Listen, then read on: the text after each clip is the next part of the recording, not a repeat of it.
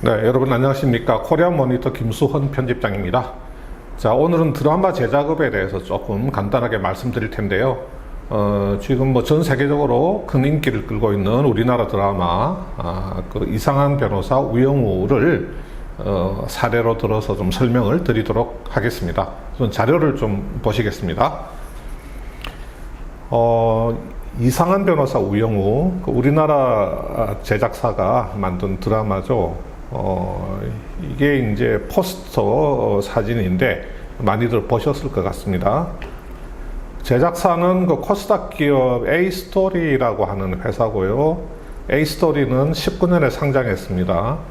지금 이 드라마가 방영되고 있는 채널이 그 ENA, 국내 채널이죠. 국내 방영권을 그 A스토리로부터 구매를 했고요. 넷플릭스가 해외 방영권을 A스토리로부터 확보를 했습니다. 그래서 두 채널에서 이 드라마가 매주 수목 밤 9시에 이게 방영이 되고 있습니다.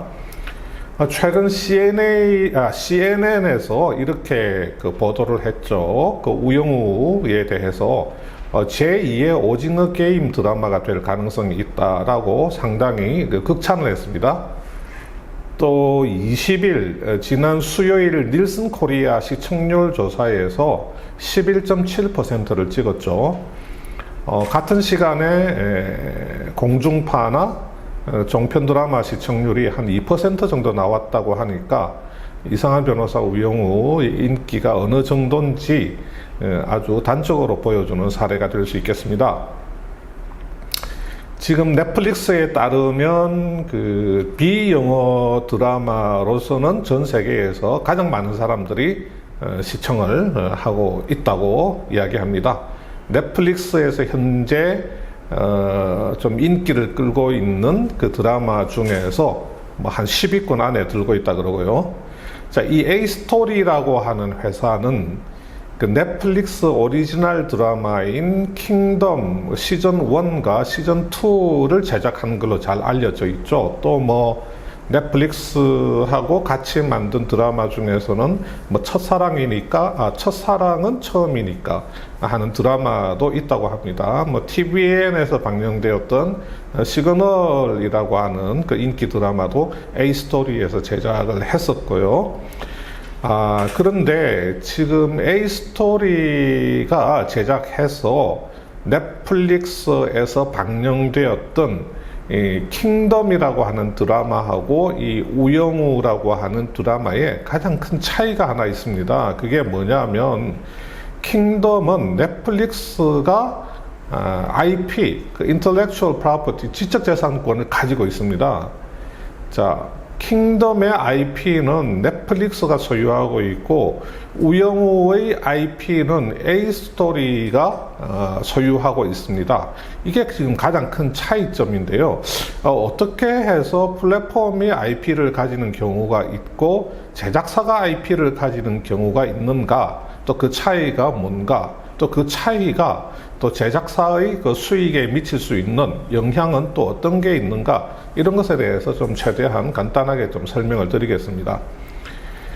자, 과거에 우리나라 드라마 제작사들은 국내 방송사들하고만 일을 했죠. 아주 오래 전에는요. 그래서 방송사가 제작비 전액을 지원을 합니다. 그리고 한 5% 정도의 마진을 보장을 해줍니다.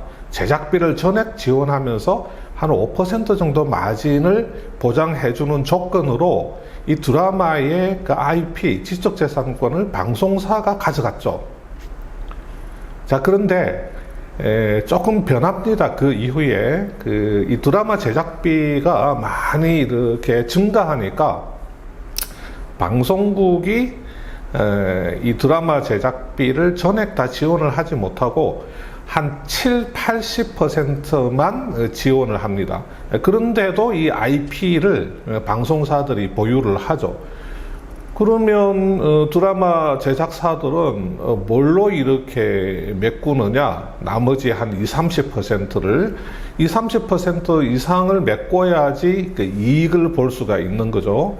PPL, 간접 광고나 협찬을 끌어와서 방송사들이 지원해주지 못하는 부분을 메꾸는데, 메꾸지 못하면 적자인 거고 메꾸면 똔똔, 좀 더 많이 땡겨오면 조금 이익을 보는 이런 형태로 진행이 되었죠. 이러다 보니까 제작사들 불만이 많았습니다. 제작비를 전액 지원해 주지 않으면서도 IP를 방송사들이 가져가는 것은 매우 불공정하다. 그래서 어떤 형태로 변하냐면, 방송사들이 제작비를 한 50-60%로 조금 더 적게 지원하고, 제작사들이 역시 뭐 PPL이나 협찬 이런 것을 이제 땡겨오는 대신에 IP 수익을 공유를 하게 됩니다. 뭐 제작사하고 방송사하고 뭐 개별 협상에 따라서 IP 수익이 공유하는 조건은 다 다르겠지만요. 어쨌든 간에 방송사와 제작사들이 IP 수익을 공유하는 형태, 이런 형태로 바뀌게 된다는 거죠. 그래서 지금은 아마 이런 형태가 거의 대부분, 방송사하고 제작사 간의 관계는 이런 형태가 거의 대부분이지 않겠나 싶습니다. 그런데 2016년에 넷플릭스가 한국에 진출하면서 넷플릭스는 어떤 계약을 하냐면 무조건 제작비 전액을 지원합니다. 넷플릭스 오리지널 드라마에 한해서요. 그러니까 넷플릭스가 제작 지원을 해서 넷플릭스에서만 독점 공개하는 드라마, 넷플릭스 오리지널이라고 하는데, 이 넷플릭스 오리지널 같은 경우는 제작비를 전액 넷플릭스에서 지원을 하면서 IP를 넷플릭스가 보유를 합니다. 그 대신에 제작사에게는 10%에서 20%, 대략 평균적으로 한 15% 안팎의 마진을 확실하게 보장을 해준다는 겁니다. 제작비를 전액 실비 확실하게, 실제 들어간 비용 확실하게 지원을 하면서 동시에 한 20% 미만의 마진을 보장해주는 이런 시스템이 넷플릭스 오리지널 드라마 제작 시스템인 거죠. 자, 그런데 이 IP 보유 모델이라고 하는 것은, 자, 우영우 같은 경우에, 자, 이 우영우는 A스토리가 자체적으로 제작을 합니다. 그 대신에 방영권을 선판매를 합니다. 플랫폼 채널들한테, 이 방송사나 아니면 OTT, 글로벌 OTT, 또 국내 토종 OTT들한테 이 방영권이라고 하는 것을 선판매합니다. 그러니까 지적재산권, IP를 전부 다 이전하는 게 아니고, 이 우영우라는 프로그램을 독점적으로 방송할 수 있는, 시청자들에게 방송할 수 있는 이 방영권을 제작 단계에서 이렇게 선판매를 한다는 겁니다. 그래서 작년 12월에 지금 그 우영우가 첫 방이 올 6월 29일이죠. 그런데 이미 작년 말쯤에 국내 방영권은 ENA, 또 넷플릭스가 넷플릭스를 서비스하는 전 세계 지역, 중국은 제외, 중국은 넷플릭스가 그 서비스가 안 되는 국가죠. 그래서 이렇게 국내 채널과 그 넷플릭스 글로벌 OTT의 방영권을 이렇게 선판매를 합니다. 그리고 일부 PPL 협상 같은 게 있겠죠. 이런 과정을 통해서 그 우영우는 총 제작비를 넘어서는 그 선수익을 이미 이렇게 확보를 하게 되는 겁니다. 자, 지금 우영우가 16부작인데 8회까지 방영이 되었고, 나머지 8회가 다음 주부터 매주 2차례씩 방영이 될 텐데요. 지금 벌써부터 시즌2 제작 이야기가 나오고 있습니다. 그러면 우영우 IP를 A스토리가 가지고 있기 때문에 당연히 시즌2를 제작하는 데 있어서 모든 결정권을 A스토리가 다 가질 수 있고, 지금 증권사 애널리스트들이나 업계 쪽의 이야기를 들어보면 국내외의 많은 채널들이 우영우 시즌2 그 제작 제안을 A스토리에 넣고 있다고 합니다. 그러면 시즌2를 제작하는 것 같으면 이 국내외 채널 간의 이 경쟁 입찰이 되는 거죠. 그러면 당연히 시즌 1 때보다도 시즌 2에 가면 좀 더 많은 다수의, 그렇다고 해서 막 10개, 20개씩 되는 것은 아니고요. 지금 시즌 1이 2개니까 시즌 2에 가서는 이것보다는 많은 다수의 채널과 방영권 계약을 하면서 판매 가격, 방영권 판가 역시 대폭 상승할 가능성이 있다고 하는 겁니다. 자, A스토리 입장에서 IP가 없었더라면 플랫폼이나 채널이 이런 부분에 있어서 결정권을 가지든지 아니면 IP 수익을 공유하는 모델이라고 하면 당연히 그 채널과 협의를 해서 진행을 해야 되는 부분인데, 단독으로 A스토리가 IP를 보유하고 있기 때문에 경쟁 입찰을 통해서 다수의 채널과 상당히 대폭 상승한 판가로 계약하는 것이 가능해질 전망이다, 이런 이야기입니다. 그래서 지금 현재 그 우영우가 엄청난 인기를 끌고 있다고 해서 단기간에 A스토리가 떼돈을 버는 것은 아닙니다. 왜냐하면 ENA나 넷플릭스하고는 이미 확정 수익으로 계약을 해서 방영을 하고 있기 때문에 지금 현재 우영우 이 자체에서 추가적으로 뭐 큰 돈이 A스토리로 들어오거나 하는 것은 아니지만, 미래에 뭐 추가 시즌 2 제작에 들어간다든지 하게 될 경우에 시즌 1보다도 훨씬 더 좋은 조건으로 계약을 할 수가 있고, 또 여러 가지 뭐 부가적인 그런 지적재산권을 활용한 사업을 할 수가 있습니다. 물론 A스토리에서 그런 것을 할지 안 할지 그건 모르겠지만, 캐릭터 사업이라든지 이런 것도 한번 생각은 해볼 수 있다는 거죠. 그러니까 IP를 가지고 있기 때문에 IP를 활용한 다양한 사업을 한번 생각해 볼 수 있다는 거고요.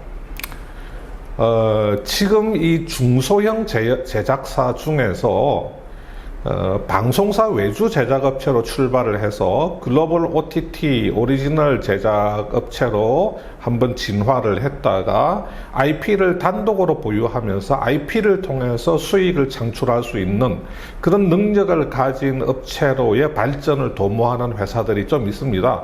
A스토리도 그런 회사 중에 하나고, 삼화네트워크스라든지 몇몇 그런 회사들이 있죠.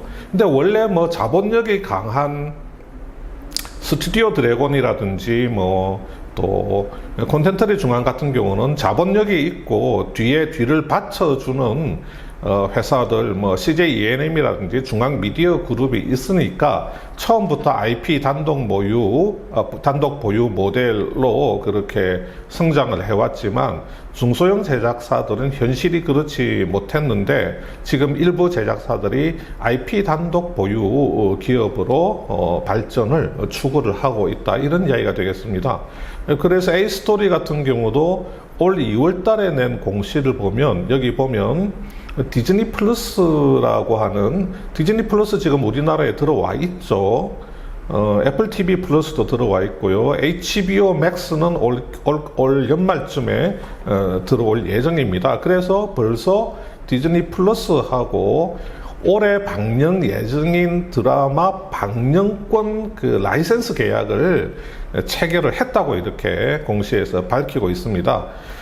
글로벌 OTT들이 넷플릭스 외에도 디즈니 플러스 또 HBO 맥스 또 애플 TV 플러스들이 들어오기 때문에 자체 IP를 가진 그 중소형 제작사들이 만든 드라마가 히트를 치게 될 경우에는 상당히 좋은 수익을 창출할 수 있는 그런 근원이 될 수가 있을 것 같습니다. 이 삼화네트워크스가 지금 업계에서 굉장히 좋은 사례로 거론이 되고 있는데요. 이게 뭐냐면, 삼화네트워크스가 작년 3분기까지 보면 실적이 이랬습니다. 작년 3분기까지 누적적으로 보더라도 매출 51억에 영업 손실이 한 22억쯤 나고 있었죠. 여기 보면 매출 51억인데 매출 원가가 55억으로 매출 원가가 더 많습니다. 그러니까 매출 총 이익에서부터 벌써 한 5억 가까운 한 4억 정도 이렇게 적자를 내고 있는 형태였는데, 작년 3분기까지 누적으로 작년 연말 결산 실적을 보면 매출액이 329억, 영업이익이 67억입니다. 4분기에 엄청나게 벌었고 남겼다는 이야기입니다. 그러면 작년 4분기에 뭐가 있었냐면 SBS를 통해서 지금 헤어지는 중입니다 라는 드라마가 방송이 되었죠. 그리고 지금 헤어지는 중입니다, 이 지혜중이 중국과 일본의 OTT와 방영권 계약을 진작에 체결을 한 겁니다. 중국, 일본 OTT와 방영권 계약을 체결을 하였고, 또 SBS 하고 이 방영권 계약을 체결을 하고 제작에 들어가서 작년 4분기에 SBS와 OTT를 통해서 방송되면서 그 시점에 매출과 이익을 인식을 한 겁니다. 그래서 작년 4분기에 거의 300억 수준의 매출과 한 70억 가까운 이익을 이 지혜중을 통해서 작년 4분기 한 분기에만 창출을 해낸 겁니다. 그래서 이 사례가 이 지혜중 같은 경우는 삼화네트워크스가 단독으로 IP를 보유를 하고 제작한 드라마거든요. 그래서 IP를 보유하면서 공중파와 OTT의 방영권을 잘 선판매했을 경우에 얼마나 수익을 잘 창출할 수 있는지를 보여주는 대표적인 사례로 삼화네트워크스 건이 거론되고 있는 겁니다. A스토리 같은 경우도 IP 단독 보유 모델로 진화를 추진을 하고 있는데, 물론 이제 IP를 단독으로 보유할 경우에는 상당한 리스크도 안게 되죠. 그런데 지금 지리산 같은 경우도 흥행은 못했지만 돈은 벌었습니다. 방영권 선판매로 지리산 같은 경우도 중국 OTT에 상당히 비싼 값에 팔면서 많이 남겼죠.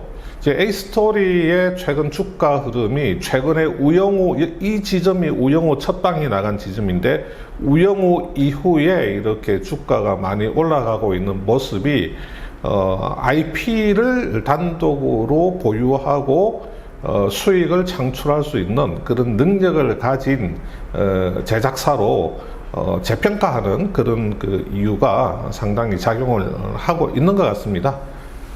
자, 드라마 제작업에 대해서 제가 IP 보유라는 게 어떤 의미이고, 우리나라 드라마 제작사의 수익 구조가 좀 어떻게 돼 있고, 지금 우영우를 만든 A스토리는 어떤 회사인가, 이런 부분에 대해서 제가 최대한 간단하게 설명을 드렸습니다. 여기서 마치겠습니다. 감사합니다.